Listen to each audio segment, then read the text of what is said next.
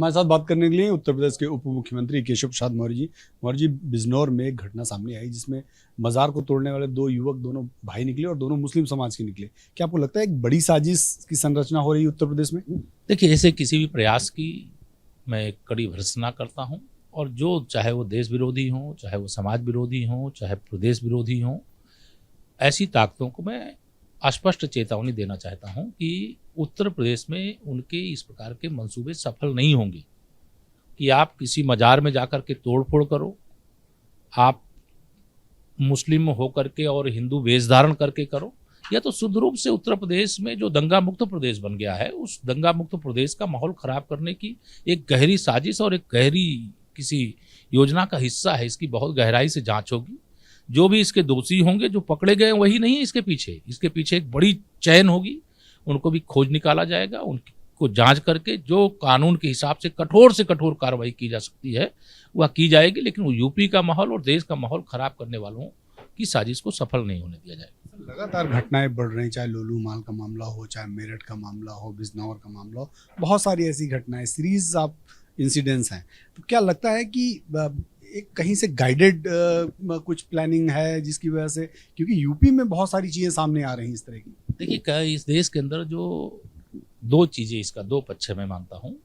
एक, लंबे समय तक यहाँ पर तुष्टीकरण की बहुत घटिया राजनीति होती रही, और उस राजनीति के कारण से इस प्रकार के कुकृत्य करने वाले, अपराध करने वाले, दंगे करने वाले, उन लोगों को संरक्षण देने का काम होता रहा है। जब से भारतीय जनता पार्टी की सरकार देश में माननीय श्री नरेंद्र मोदी जी के नेतृत्व में आई है, जब से प्रदेश में हमारे मुख्यमंत्री आदरणीय योगी आदित्यनाथ जी के नेतृत्व में आई है, ऐसी साजिशें इनकी सफल नहीं हो रही।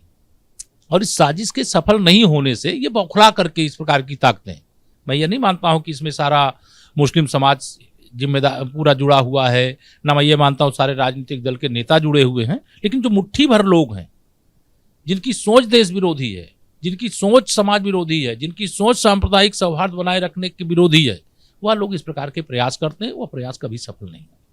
ये एक अंतिम सवाल, चूंकि आप दिल्ली में हैं और आज अपने राष्ट्रपति द्रौपदी मुर्मू जी के शपथ ग्रहण कार्यक्रम में भी रहे, क्या कहेंगे? क्योंकि आज देश को नया राष्ट्रपति मिला है, आप लोग भी उसके साक्षी रहे हैं।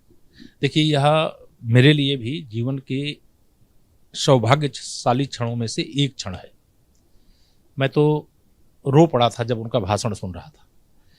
मुझे लगा कि देखिए, भारतीय जनता पार्टी एक ऐसी पार्टी है जिसने अंतिम पायदान पे पड़े हुए एक परिवार से उस बेटी को पार्षद के चुनाव से लेकर के, विधानसभा के चुनाव से लेकर के, मंत्रिपरिषद का हिस्सा बनाने से लेकर के, राज्यपाल बनाने से लेकर के, आज देश के राष्ट्रपति के चुनाव में विजयी होने के बाद राष्ट्रपति पद की उन्होंने जब शपथ ली, और जब उन्होंने बताया कि मैं उस गांव से आती हूं जिस गांव की कोई बेटी मुझसे पहले कॉलेज का मुंह नहीं देखी थी, और उनको देख करके लगता है इस देश के तमाम कोटि कोटि गरीबों को, करोड़ों करोड़ दलितों, पिछड़ों, आदिवासियों, वंचितों को, सबको लगता है कि यह आदरणीय द्रौपदी मुर्मू जी भारत की प्रथम नागरिक नहीं बनी है। उनको लगता है मैं स्वयं उस स्थान पर पहुंचा हूं और पूरे देश में खुशी की लहर है।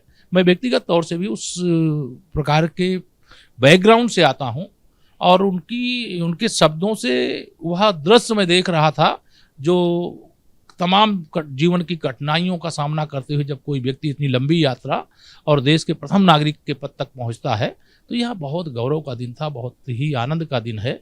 और मैं बहुत बहुत बधाई देता हूं। मैं बधाई देता हूं भारतीय जनता पार्टी के संपूर्ण नेतृत्व, माननीय प्रधानमंत्री जी के नेतृत्व में। यह एक बहुत शानदार स्वतंत्र भारत के इतिहास का अमृत महोत्सव वर्ष के अवसर पर जो निर्णय हुआ है, उससे पूरा देश कितनी खुशी है, शायद मैं समझता हूँ कोई इसे शब्दों में व्यक्त नहीं कर सकता है। मेरा भी वही हाल है। केशव प्रसाद मौर्य जी थे, साफ तौर पे कह रहे हैं कि जो भी साजिश होगी उत्तर प्रदेश में उसका पर्दाफाश करेंगे हम। कैमरामैन कपिल मिश्रा के साथ नीरज पांडे, एबीपी न्यूज़, दिल्ली।